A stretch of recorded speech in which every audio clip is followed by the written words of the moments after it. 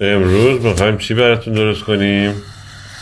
اول کره رو میذاریم توی شیر و ذوبش میکنیم. چرا اون کارو میکنی؟ خودی ظرف کثیف نکنی یا خیلی بی خودی غیر میاییم برای که تخم‌مرغ‌های محلی رو میریزیم هم میزنیم.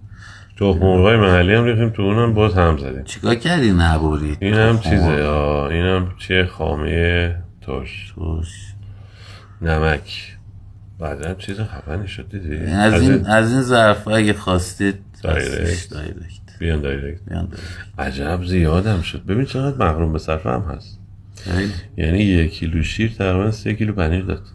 آره با این تصویری که من دیدم واسه لااقل واسه 10 نفر همزمان جوابه. آره. بعد داری چیکار میکنی؟ سپری میکنم و این اونها رو ساندویچ پنیری درست کنی؟ آره ساندویچ پنیر درست کنم واسه نون پنیر بله کنی بری بالا. عجب پنیرش خوشمزه. من اینو خودم درست کردم، خیلی حال میده. گردو نمیزنیم به